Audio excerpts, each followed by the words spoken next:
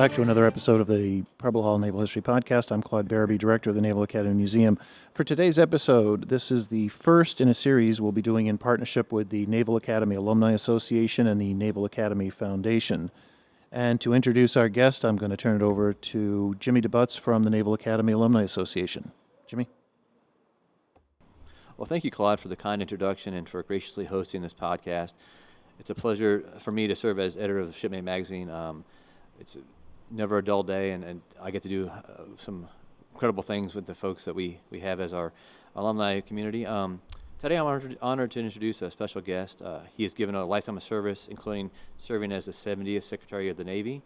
He is a 1964 graduate of the Naval Academy, and he was selected as a distinguished graduate in 2016.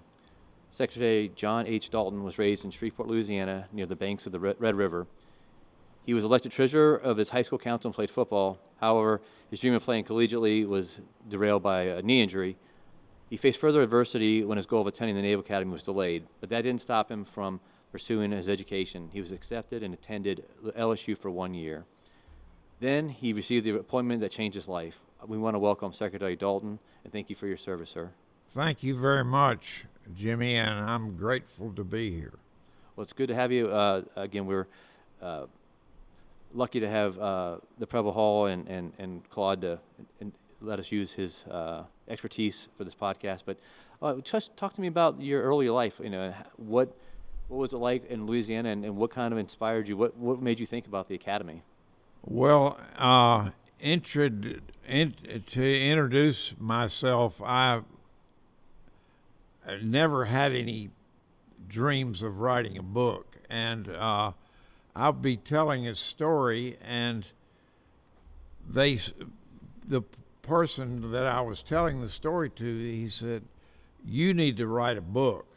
And I thought about that, and then it happened many more times, and I really, that's the reason I wrote the book. And also, at our retirement party when I retired from the Financial Services Roundtable, I said, I'm thinking about writing a book, and I had a thunderous applause, and people yelled, "Do it, please do it." And so that's the reason I wrote the book. And also I wanted to talk about the cover of the book. This is on the USS Constitution, and it was old Ironsides, and it was really a thrill to be on this ship, and we sailed it under its own power, sail power, for the first time in 116 years, and the entire delegation from Massachusetts was there, including Senator John Kerry and the late Senator Ted Kennedy, and I just really, it was the Blue Angels were there. Walter Cronkite, who's a big sailor, was there, and it was really a treat to be on that ship under its own sail power. And the other thing I wanted to mention to you is I was in London on a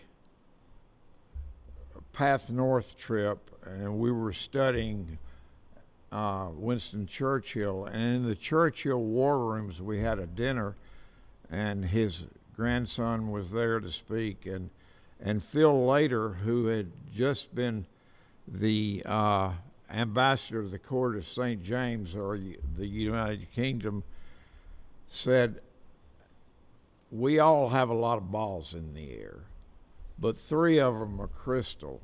And if you break one of those, you got a real problem.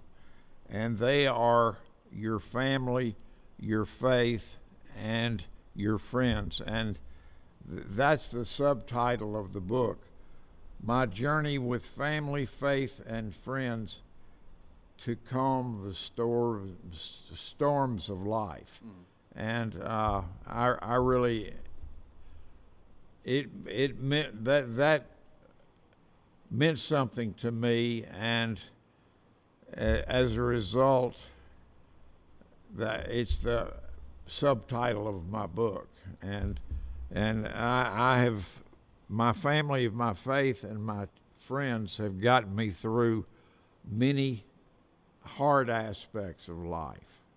Yeah, I was going to ask you about, reading your book, and tell us is it already available?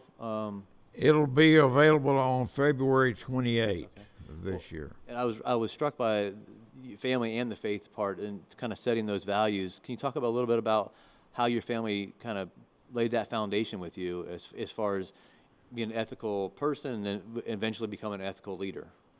Well, I had a wonderful family. I mean, I have loving parents and an older brother who's 6 years older and an older sister who's 10 years older, who was 10 years older. And, honesty, preservation, perseverance, and trust in God were, the last words my dad said to me on his deathbed was always trust in God. And that made an indelible impression on me. And another story, my mother took me to hear Billy Graham in 1951. I was 9.5 years old, but he had a closing prayer, and he said, everybody who wants Jesus to be the Lord of his life, raise your hand. And then afterwards, they said, everybody that raised their hand, please come down and talk to one of our volunteers. And I did that, and he gave me a book of John, a paperback book of John, and he said, please read this. And it got to be the third night we were reading, and I was reading the third chapter, and I got to verse 16, and I read it, and my mother said, Johnny, read that again. And so I read it again, and she said, that's the basis of our whole faith, and pay attention to it. And I did, and the rest is history. But I really am grateful to her and to my father. Yeah, and it sounds like that's laid the foundation for some of the values that you've probably learned and that were instilled here at the Academy. Can you talk about your journey to the Academy and how that, I know it was maybe not the most straight route, but what kept you, with your eyes still focused on that destination? Well, I was a pretty good athlete, and I had an aspiration to go to college on a football scholarship. And we were in a scrimmage at the Naval Academy, at Byrd High School, and I had a bad knee injury, and it's hard to describe the pain I felt in my knee, but I was helped off the field and went directly to the doctor, and he said, he examined my knee and x-rayed it, and he said, you can forget about athletics. If you take care of your knee, you'll be able to play 9 holes of golf and dance with your wife, but you can forget about athletics. And that was a crushing blow to me, and I was devastated by it, and then a few weeks later, we had a speech from an inspirational speaker who said he wanted his son to go to the U.S. Naval Academy because he thought he was convinced that that was the best overall education a young man could get, and that was when it was before they allowed women in. And so I decided, aha, that's what I'll do. And so I had seen my parents sacrifice to put my older brother and sister through college, and I was convinced that I wanted to go to college on a football scholarship. And so that's what happened. And that speaker that we had in the assembly really spoke to me and made me determined to go to the Naval Academy. Unfortunately, I learned late in the year, my senior year, that I had not been accepted, and so I went to LSU for a year and had a great year down there, and was elected president of my pledge class and in my fraternity, and elected to represent the freshman class to the Student Government Association. But I was still convinced that I should go to the Naval Academy. So I had a next door neighbor who told me that Congressman Overton Brooks had breakfast there when they were on recess, and he asked me to. She told me that when he was going to be there, and I went to see him while he was having breakfast, and told him if he would give me his principal appointment, he wouldn't regret it. And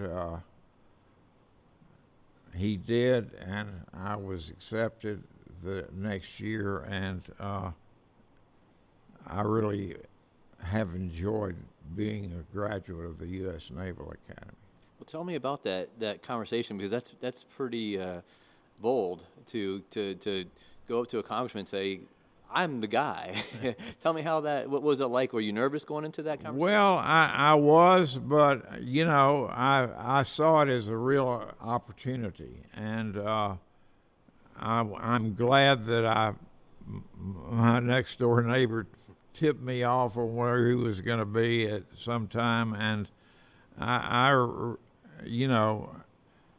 it was I told him of my history at LSU, and I said, please give me your principal appointment, and if you do, you won't regret it. Mm-hmm.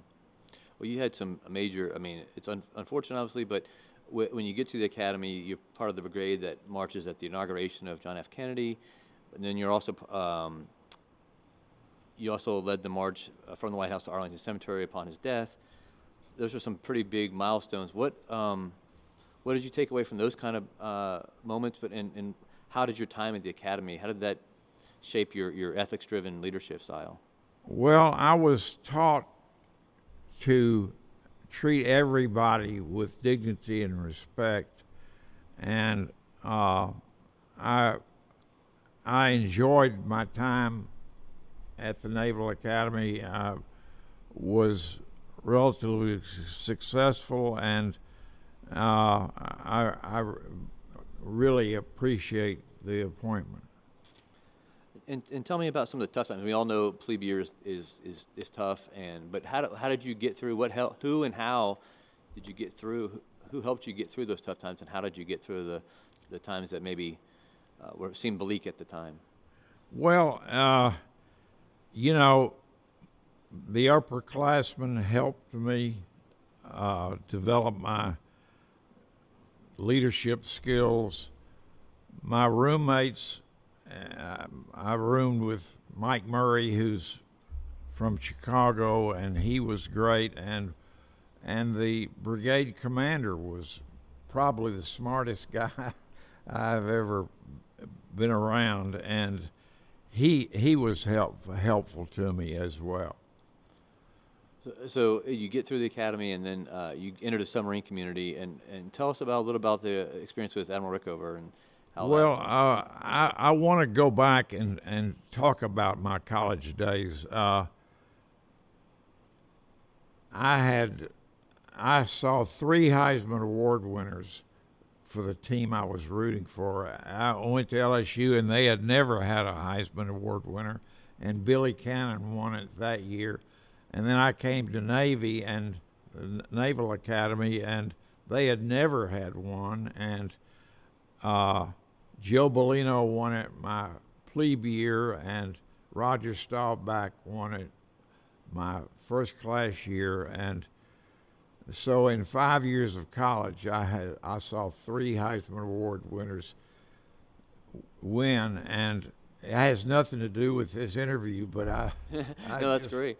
Well, and I did skip over your time here at the Academy. Is there any other professors or lessons that really kind of still stick with you, or that carried you through your career? Well, it was the battalion officer.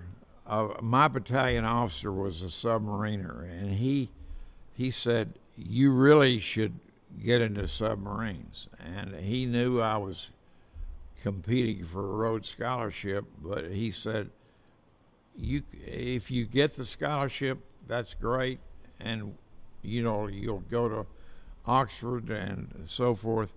But I really appreciate him, and it was the interview with Admiral Rickover said, "Why are you so late applying to my program?" And I told him that I was competing for a Rhodes Scholarship, and he said, "Why did you want to do that?" And I gave him what I thought was a responsible answer, and he said, "Have you read my book on education?" And I said, "No, sir, I haven't." He said, "You read it and get out of here." So I confess that I've never read his book on education. You were able to swerve there a little bit. Well, tell me about being a junior officer on a submarine. That's obviously a very specific type of leadership and a specific time of service. What was that like? Well, I had great role models. The commanding officer was really sharp. The executive officer was later the chief of Navy personnel, and there was another flag officer who became a flag officer besides myself. So of 8 officers in the wardroom, 3 became flag rank, and that was really important. And they were great to me, and they taught me a lot. Any lessons that you can share from that time that might help folks who are either entering that community or as a leader in general? They were just very friendly and very supportive, and led me to believe in the traits that they displayed. Mm-hmm. Then you go on to earn an MBA from Wharton School of Finance and Commerce, and then worked for a while at Goldman Sachs. And then you have a great story in your book about being an early supporter of then Governor Carter, but before he became president. Talk about that relationship and how that came to be, and what you saw in him as a fellow graduate, but also maybe what inspired you to kind of support him early.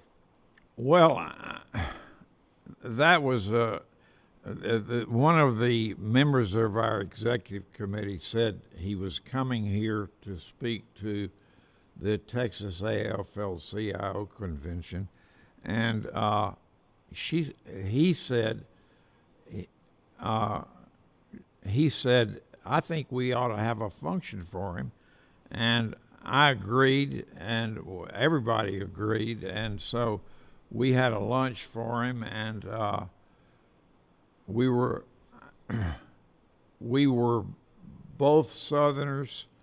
We were both Naval Academy graduates. We were both submariners, and we both worked for Admiral Rickover. And we hit it off. And he gave a great speech and was very good in the question and answers.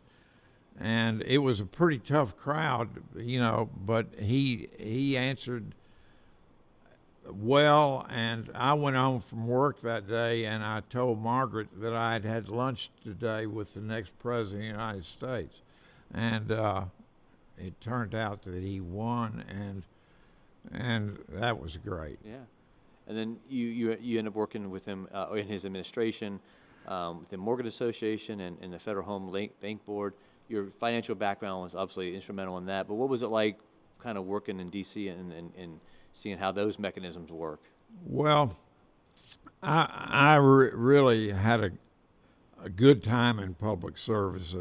I was president of Ginnie Mae, as you said, and I had advice from one of my clients who had just served as the executive assistant to the Deputy Secretary of Defense, and he said, try to find something that is going to be difficult for the president to do and help him on it.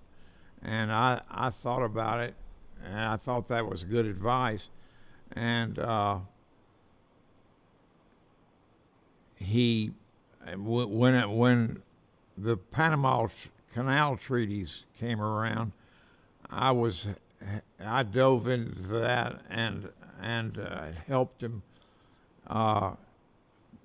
with the passage of that treaty, and it passed. I was able to get 2 U.S. senators, Senator Russell Long and Senator Lloyd Benson, to help to vote positively for it, and that won the day. I mean, it passed by 1 vote, and as a result, when they formed the re-election committee, I was named national chairman or national treasurer of the committee, and that was a real honor. And I did that for about 9 months, and I had taken 1 pay cut to go into government and another pay cut to go to the campaign. And I had young children at home, and it was a 24-hour-a-day, 7-day-a-week job. And I went to Hamilton Jordan, and I said, there's a seat available on the Federal Home Bank Board, and I would like to be considered for it. Would you please talk to the president, President Carter? And he did, and I got the appointment. Well, it's always good to ask for things, like your appointment, and then so yeah, it's good to you never know what you're going to get unless you ask for it. Yeah, so, that's right.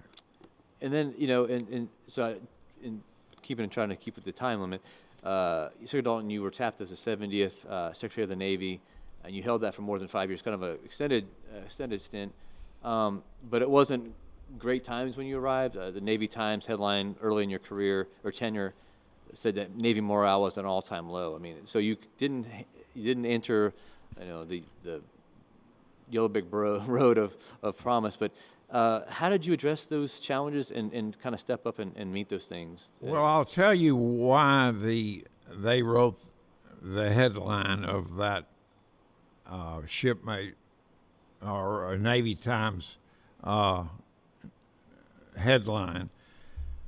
The tailhook convention had been held in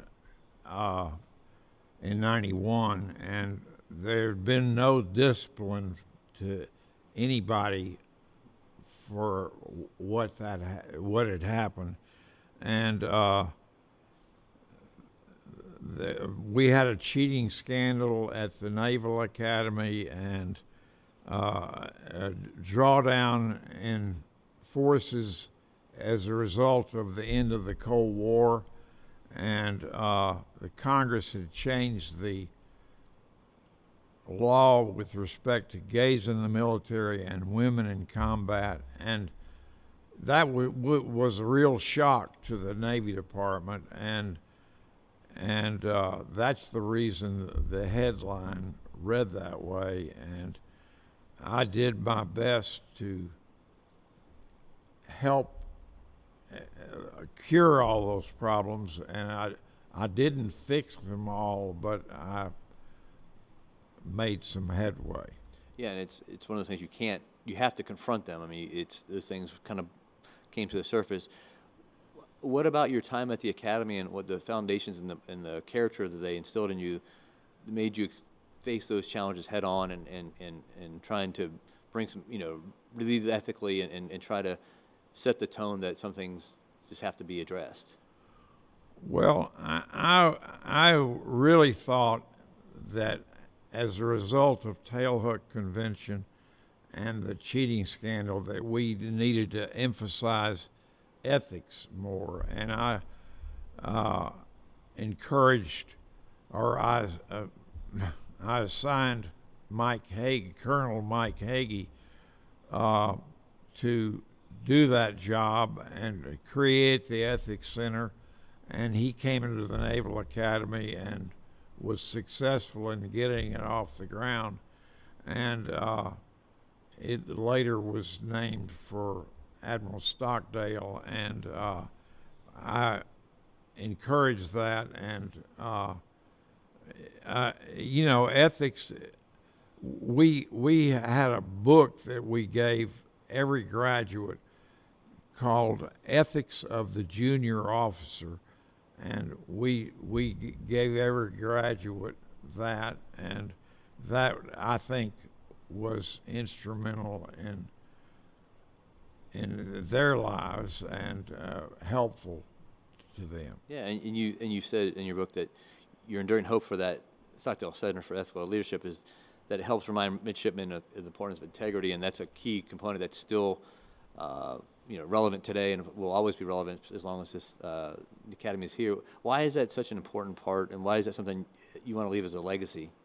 Well, I think it's paramount. I mean, I think ethics is what you're governed by. I mean, treating everyone with dignity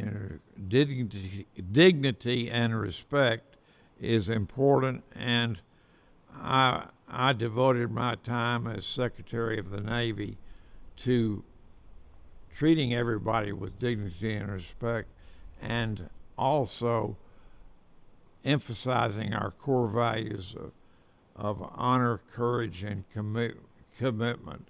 And I think that's really important. It's timeless. I mean, those things, doesn't matter if you're 1902, 2023, those things seem to be a timeless trait that the Academy really is built upon. So I think absolutely. And just kind of transitioning to I was reading in your book that you've been an active member of the Alumni Association most of your post-commissioning career, and then also being a member of the class of 64, another link in the chain with the class of 2014. What drives that commitment to kind of be there for the next generation and to ensure that maybe the midshipmen coming in the future will have the same experiences and opportunity, or even greater opportunities than you had? Well, I think that is a very good program, and it wasn't here when I was a midshipman, but it is really important, and we took it seriously. Margaret and I were at induction day.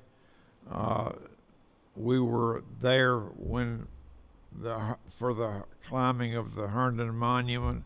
We attended the ring dance, and we also attended the graduation of the class of 2014 commencement address, and I was one of the 12 of our classmates who gave the ensign bars and the second lieutenant bars for each of them. And I just think it's important to use as role models people who have gone before you. And I made a bond when I had the privilege of speaking at the Naval Academy commencement address. This is a bond between me and you, and we shook hands on it. I shook the hand of every graduate in the class of 1995, and it was a real thrill.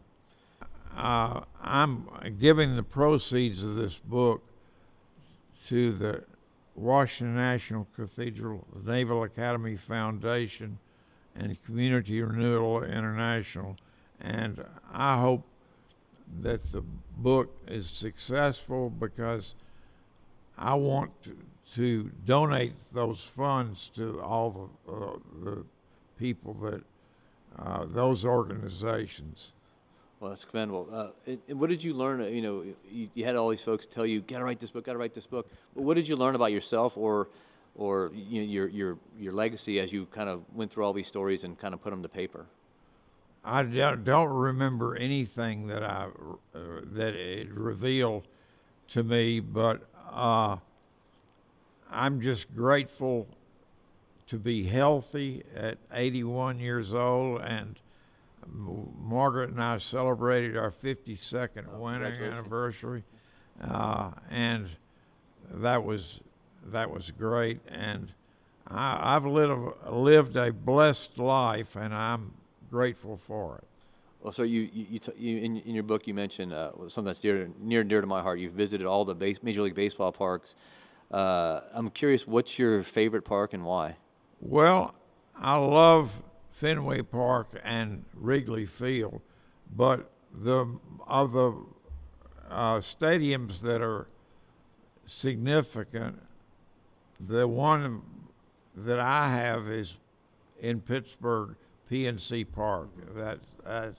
That's a great ballpark, and they have a beautiful scenery of the skyline of Pittsburgh, and it's just a wonderful place. Yeah, the sight lines are beautiful in that one.